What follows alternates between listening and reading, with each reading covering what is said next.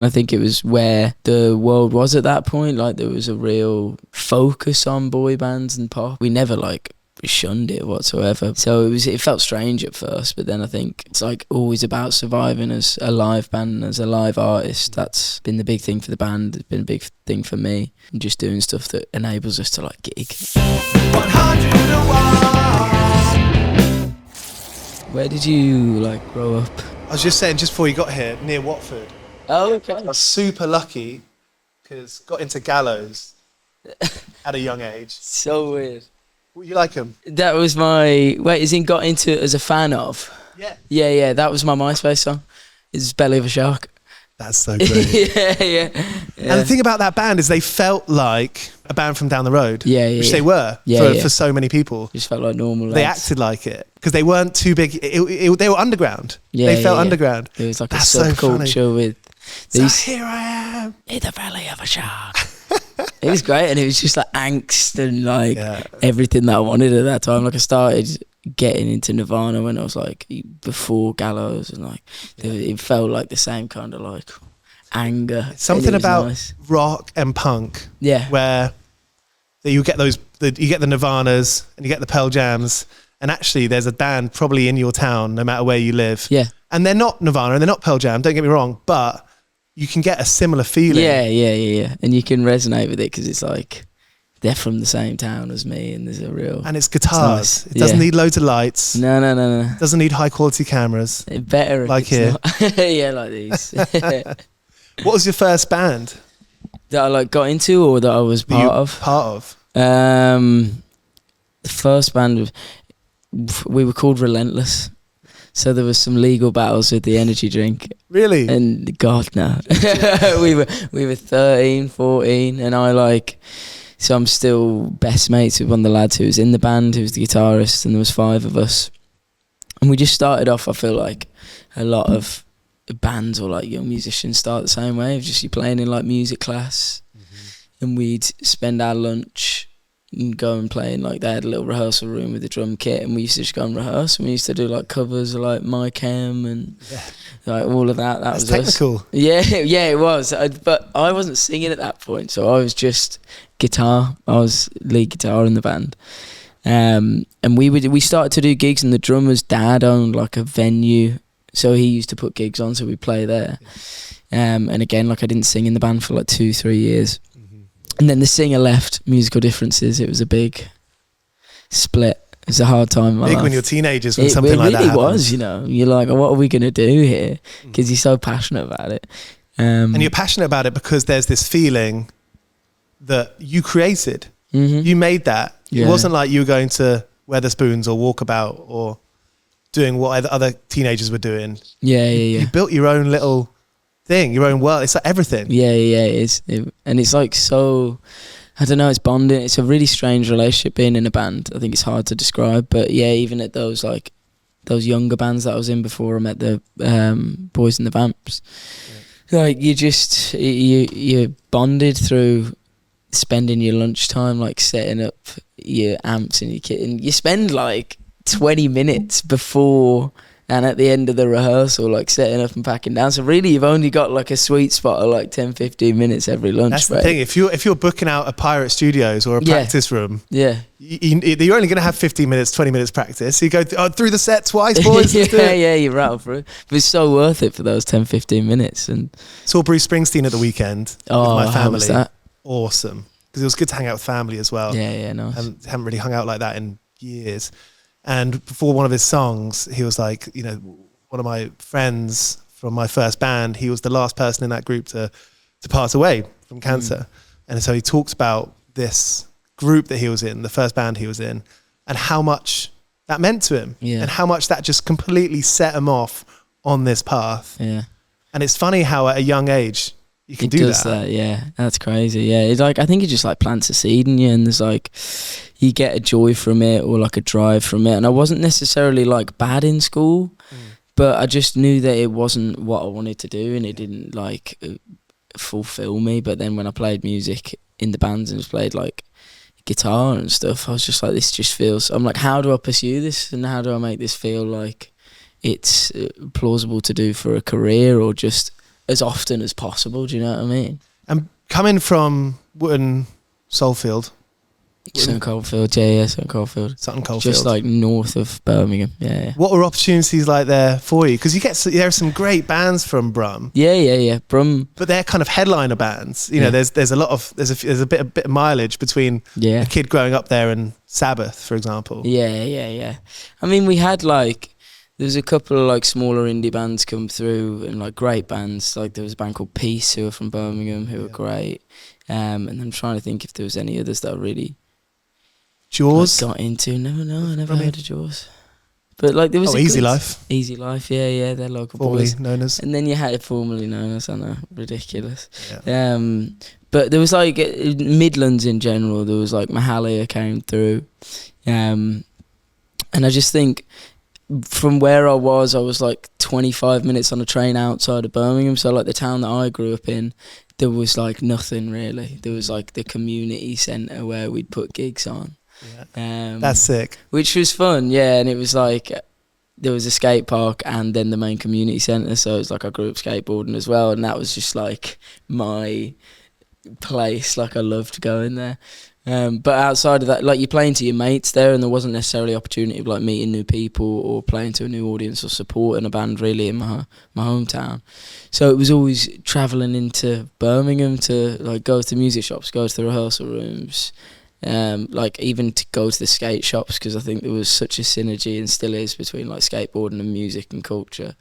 But it was that ritual of like getting on the train became like a really like exciting thing, and you're going into a bigger city than the one you're from, so it like. Do you think that made you want it a bit more? Yeah, because it's slightly out. It's just a bit out of reach, but doable. Yeah. There's a really interesting thing that I saw Jack Antonoff say, where because he's New Jersey, and he like grew up in the shadow of New York City, and like it was always out of his bedroom window, and he was like, I'm gonna get there, and it like.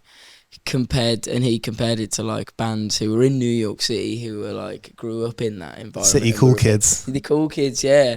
And like it kind of instills a different mindset, I think, like being outside of something and wanting to get into it. Playing music, you've basically got everything working against you. Yeah. You got time. Yes. You got money. You got the fact that everyone else is trying to do it. Yeah. Yeah, it's tough.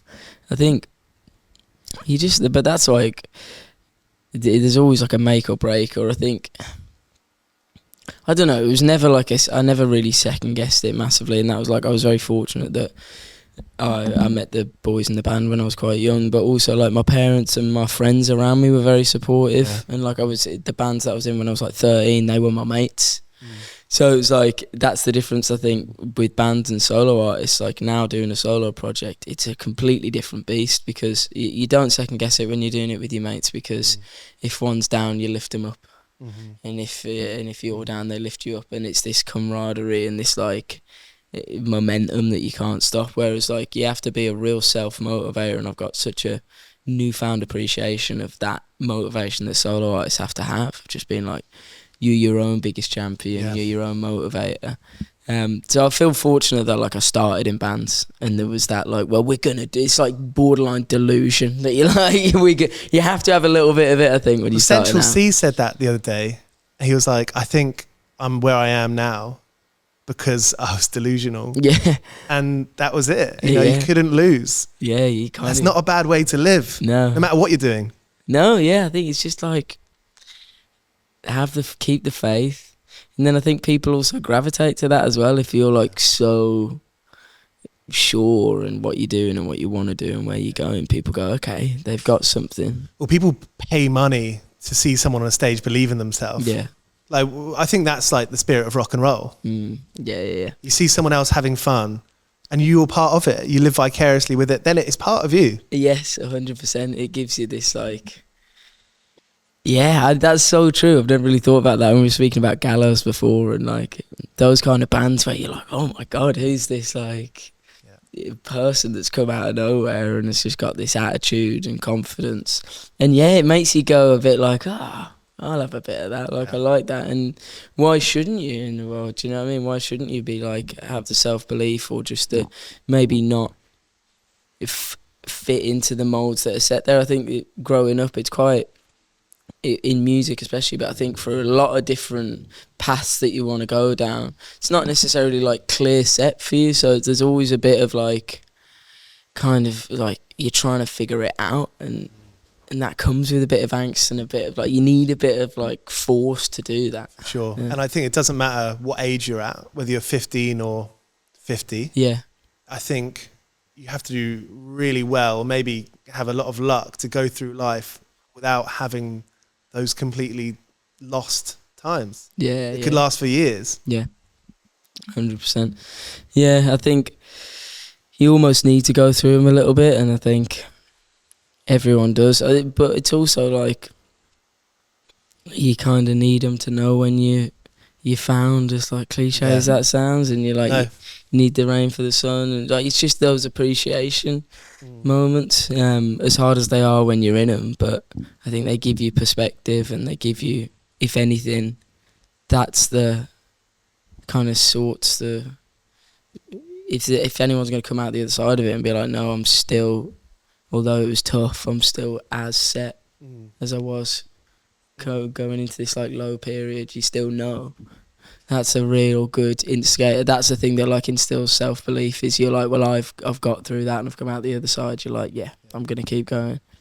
It seems like the only thing that really matters is just to keep going. Yeah. Keep doing it, even when it's raining and you're on the Monday morning bus 100%. and it's late and you really don't feel like getting out of bed or anything like that. You just got to keep going. And we found like, and I found a lot with this stuff as well, time is aside from like all of like, be it achievements or like any accolades or whatever it is in any walk of life, I think like time is the biggest thing that garners like some form of like respect or appreciation. There's like huge amount of people who sit with their arms folded for a long time, but like, you know what I mean, like the people in the audience or on the sidelines will sit like that until in their heads they've deemed it, you've stuck around for long enough.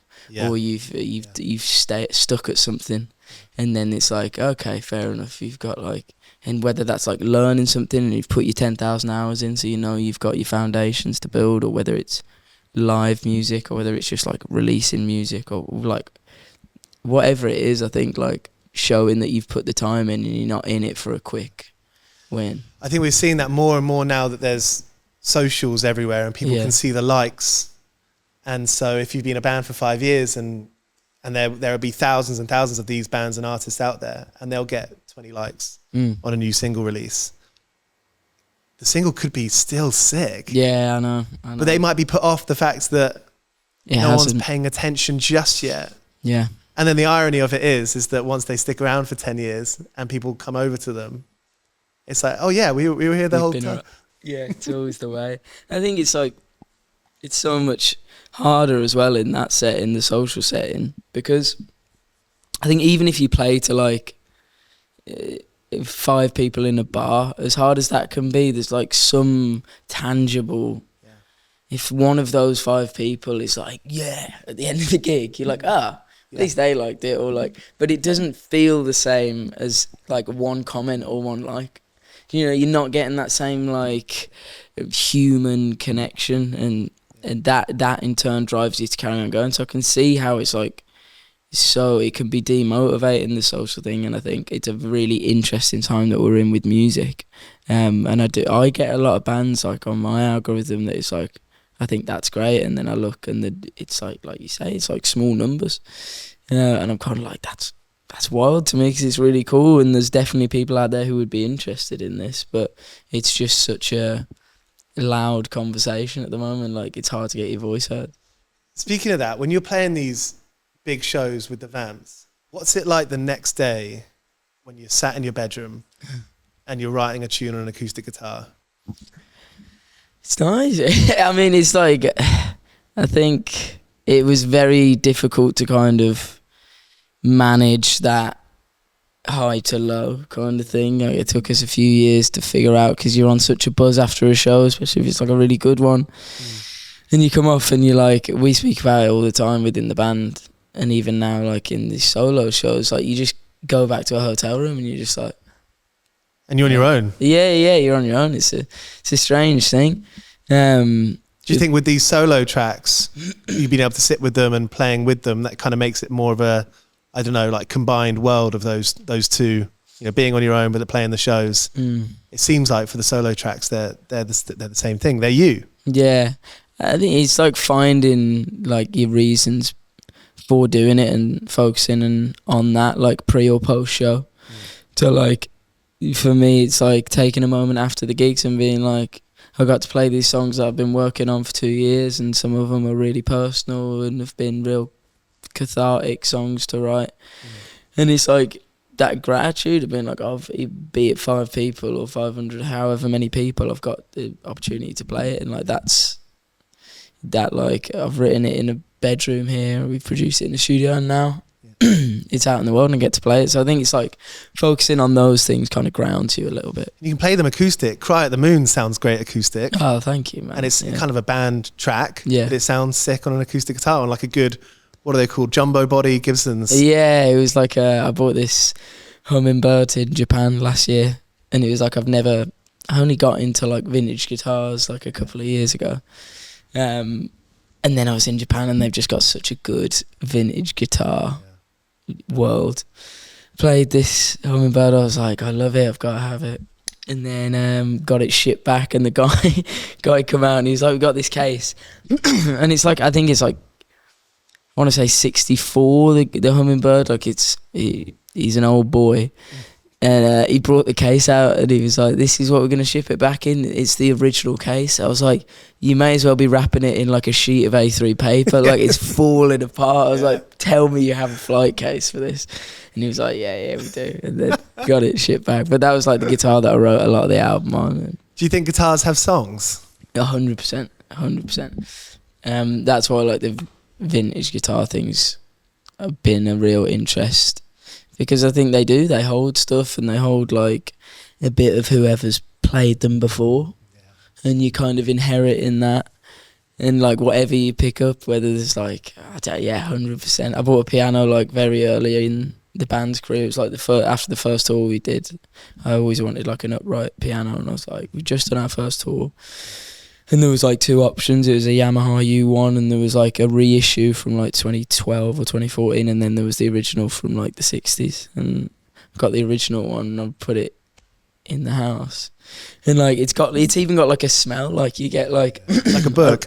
You get a real feeling from it. So I do believe that like instruments hold songs, and that's why you've got to surround yourself with like weird stuff, because I think it unlocks a part of you that you wouldn't get with just an off-the-shelf thing. Do you know what? Surrounding your stuff with books, guitars, music, conversations, that's healthy. 100%, dude, yeah. Because a lot of like, I think a lot of the best songs or a lot of the best writers are pulling from like real conversational stuff. Like there's an art to being able to say something in a way that you couldn't have, like no one could have said in a conversation, and it's like beautiful and poetic. That's one thing. But then I think being able to like pull out conversation and put it into song, and it'd be like everyone says that, and it becomes such a universal thing. I think that's in turn as like hard to achieve. So people transpose your stories into their lives. Yeah.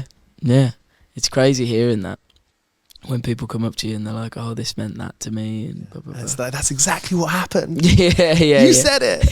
Yeah. It's wild. When you're looking at interviews, not that you would, but when I'm looking at interviews with you and the Vamps, a lot of these places, and they're fine, they exist for a reason. You know, they're like tabloids or Lorraine type TV, and they're often asking about your like personal life and talk about maybe what you look like and these kinds of conversations where they're basically framing you as a pop star. Yeah. What's your journey been like that? Because obviously you're a big music fan. You grew up listening to punk bands, going to local gigs. You're in an ostensibly really fortunate position to join a band that becomes that pop band. What's your journey? Bit of reflection time here. What's your journey been with like seeing yourself as that and thinking, am I a pop star or am I a musician that's in this place? Yeah, it's weird, man. Like that's a great question.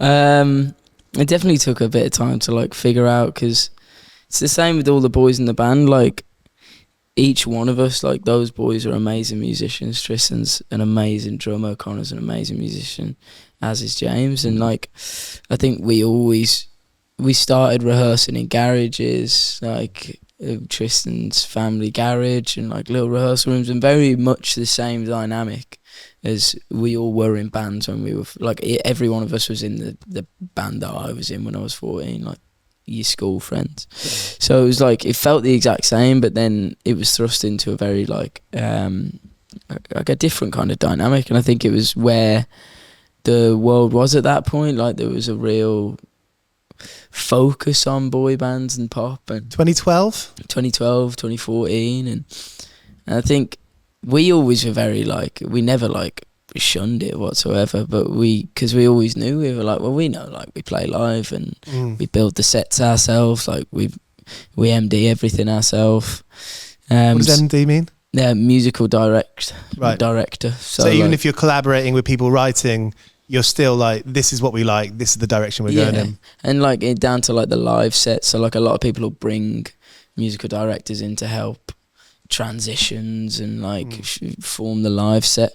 And like we've done that for the whole band and like done our transitions and interludes and things like that, and that's what we really enjoy and that's what we grew up doing. So I think we always felt really like sure of what we were, so it didn't give too much of a like split personality or kind of worrying. But it's strange, especially because like I personally didn't grow up watching those kind of interviews either. Like I was really interested in like the more muso-y interviews about like what guitars people were playing, or so it felt strange at first, but then I think it also was nice to see off the back of stuff like people being interested in the music and wanting to come to the shows. And I think it's like always about surviving as a live band and as a live artist. That's been the big thing for the band. It's been a big thing for me. Just doing stuff that enables us to like gig as much as we can. And music, like lots of cultures, subcultures, people are going to be snobby. People are going to be like, I don't like this band, but I like that band. Yeah. At the end of the day, those two groups are just, they're people. Yeah. And they, to a big extent, you don't really choose who you're surrounded by or what kind of peers you become to different people. Yeah. I've learned that a lot. I grew up listening to a lot of punk rock and being like, oh no, I don't like the Strokes. Yeah. Because the indie kids at school like the Strokes. Yeah, interesting. Joke's on me. This is sick. And it took me like 15 years later to be like, oh, this is actually pretty sick. I wish I was more open-minded to it at the time. Yeah. It's funny, because you like attribute genres of music. It's like tribalist. Yes, yeah. But that's sort of going now. I think so. I think that's what's really cool about what's happening in music is like, you look at people's playlists now and it's just like folk, rap, rock, pop. Like it's just a mix of like what they like and like what's resonating with them. And I think that's really cool because you're opening people up to music that typically would have been, like you say, quite closed off. All corners away from each other. Yeah, and you would have felt like, I definitely hear you, like when you're growing up, like there'd be, it was almost cliquey of like, if you're a rocker, you're a rocker. Yeah. And you don't mix with this and blah, blah, blah. And it's always happened that way. Our parents' generation, they were like Teddy Boys or Greasers, and they would fight, which is ridiculous to think of. It's mad, they'd fight just because of what they look like. For us, it was a little bit less, but still quite tribal. Yeah. And now I think there's younger fans who they might dress a particular way, but listen to music that's completely different to what they look like. Yeah. That's cool. It's cool. And I think everyone's also so embracing of whatever anyone wants to do. Like there's a lot of like young artists that I've been working with or having conversations with, and you can just see the mindset is so open and just like, I love that person is being authentic and being themselves, no matter what that is, what version of them that is. It's like being afraid. Yeah, and I'm like, that's amazing. That's exactly how people should be growing up now, is with the freedom to be who they want to be. Were you afraid to write these solo songs? I was, yeah. I was, well, I think I've gotten so used to like writing in a certain way for a long time. And then I think there was like an internal conversation and then a conversation with the guy that I produced the album with. Boots. He's done stuff with Beyonce. Yeah, Run the Jewels. Yeah. He's a legend. How did you meet him? We just met on FaceTime one day. He's worked on a Jet album. Do you remember Jet? The band, yeah. Yeah. Do You Want to Be My Girl? Yeah. That whole first album was amazing. Sounds great, But that, doesn't it? he did they did some new songs together, and I heard the songs, and I don't think they're out yet. But I just remember being like, I love Jet. His voice is amazing, but the production was really cool on it. And we found out it was Boots who was doing it. And just like we chatted on FaceTime, and then I went over to New York for like 3 weeks, having never met him, and we just clicked. And then ended up doing the whole album with him. But I remember early on in the process, just like more than writing or producing, it was a lot of conversations about like what to do as a solo artist and what to say. And it was a lot about like honesty and diving into stuff that I maybe haven't spoke about or haven't really like pulled back the curtain on as much. So that was scary to me, because I'm instinctively I'm quite a private person, and I do my music and then I bugger off. Like that's the way that I've always kind of been. It's vulnerable. Yeah. I think playing music can feel very embarrassing. Yeah. It's like an open wound almost. Which is wild, because the people receive it. It's never embarrassing. It's empowering. Yeah, I know, but it's hard. It's a weird thing to get your head around. And like, I think if you flip it, like if I flip it as to how I perceive music as a fan, even when I was younger, to how I am now, yeah, I think 9 times out of 10 people are like, cool, you're saying what you want to say, or you're saying something that resonates with me. And I think, it's a vulnerable thing to do. But I think once you get over that, and that was like a big thing to get over in this album writing process, and then it feels quite empowering after that. And you're like, I can own it. I can own these stories. Yeah, like you should. Yeah. It's like the way you dress. Yeah. Own it. Yeah. Sometimes you see that hat. Yeah. Put it on. You gotta wear it. 101 Part-Time Jobs is the name of this show. Cool. It's about musicians working jobs, and as it started interviewing emerging artists who may be working at the supermarket or at cafes, I quickly realized, interviewing people who play music for a living, that there's more than 101 jobs that go into your life now. I mean, doing this interview for one, and then you got other things to do later today, and you're speaking to the next person, then you got to write the song, then you're speaking to the producer. Music's been, I mean, you said earlier how, there's never any other option, but did you work side hustles before it became like a full-time job? I had like the odd, my dad teaches golf, and I used to help him. Right, like your Caddyshack. Collect balls. yeah. And like I had the whole golf cart and used to go out and collect the balls. And that's a good look, Yeah, it was quite fun. I did enjoy it. Like I just like driving the buggy. That was like the best thing ever.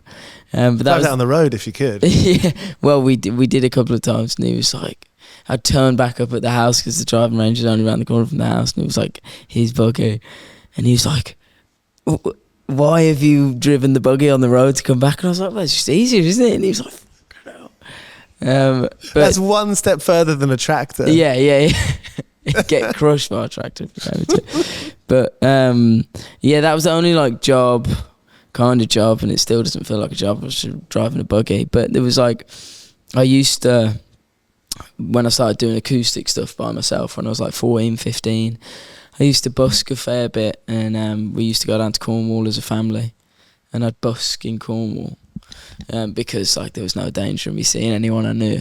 So I'd busk in Cornwall, and then I used to like I remember I'd go on YouTube, and you can get like pieces of card. You can go buy a piece of card from like the Works or something, and then you can make it into like an album sleeve. Like there's a folding way of doing it, and I'd burn CD. I burnt like 20 CDs at the time of demos that I'd made on Logic, and then like drew the album artwork myself, which was terrible.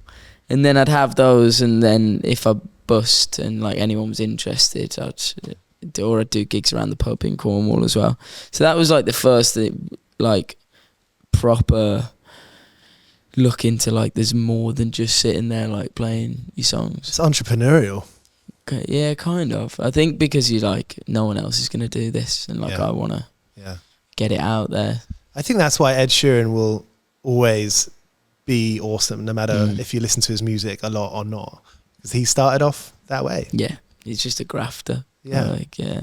Musicians are grafters. No one is going to do it for you, right? Yeah, yeah. Until they do, and then you got to make sure, you got to remember that you're still in charge. Yeah.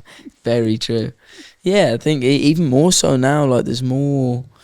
Like, there's just you're right. It just feels like there's jobs getting added on to the like CV of like, okay, you got to write tunes, produce, but all of this, and then it's like right now you've got to be a content creator and you've got to be able to shoot your video as well and do all of this and come up with the ideas. And I think it's a lot of, maybe it's just a shift. And I think if you were to ask me like years ago when I was younger, like making your CDs or busking or whatever it was, you wouldn't even think twice about it. And I think if you're coming through now, maybe people aren't thinking twice about it, and it's just a bit more in them of being like making music and be like, oh, I could make a cool 30-second TikTok for this, and that's just like part of it.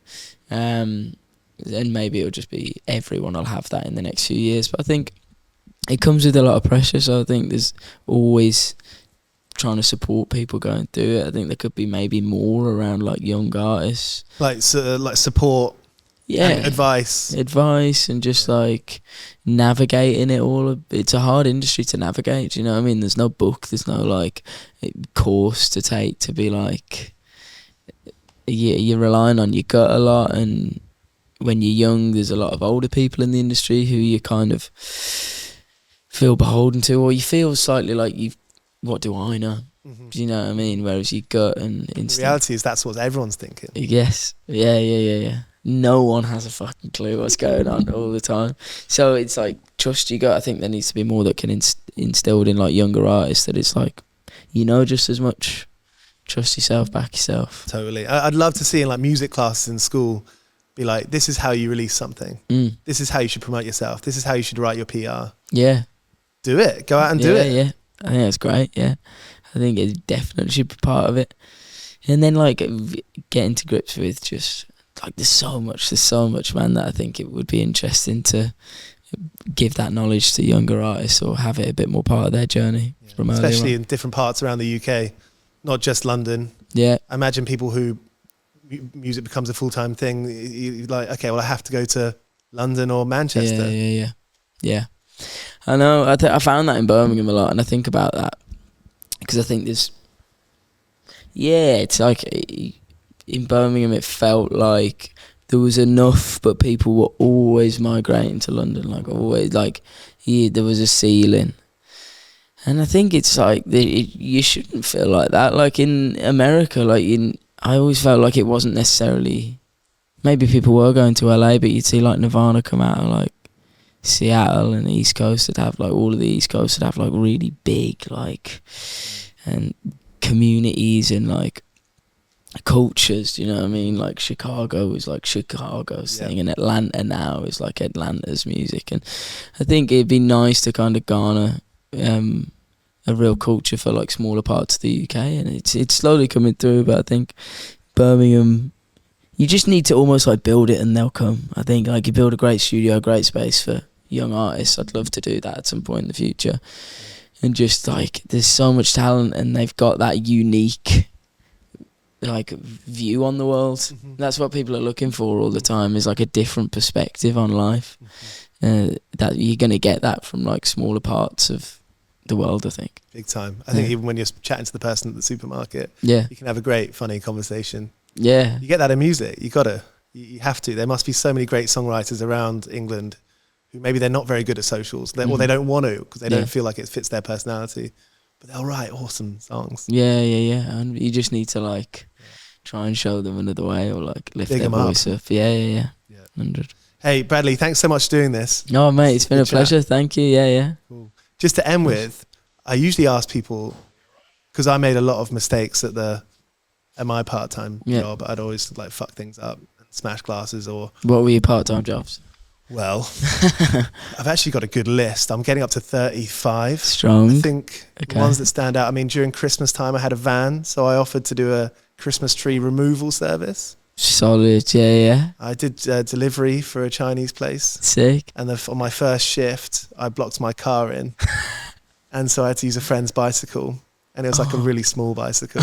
And it was in a really hilly town. Yeah, perfect. And so when people ordered the soups, they were just out. And I just had to give it to these people and just say, sorry, that's out there. Sorry about that.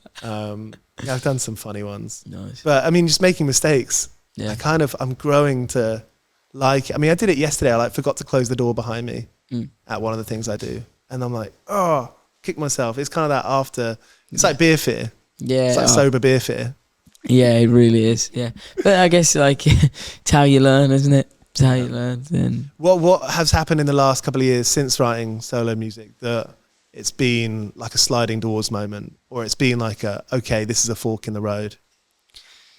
Any particular days or like relationships, conversations? I think like the decision when it really felt like, oh, I'm gonna do a solo project. That was like a really big moment, because I didn't set out with the intention of doing it really. Like I was always really happy in the band, and I still am. Like we're still going, but I think I started to write a couple of songs, not really knowing what they were for, and then it was just like, it was actually Cry at the Moon, and like at the end of that day I was like, this is exactly how I want to sound.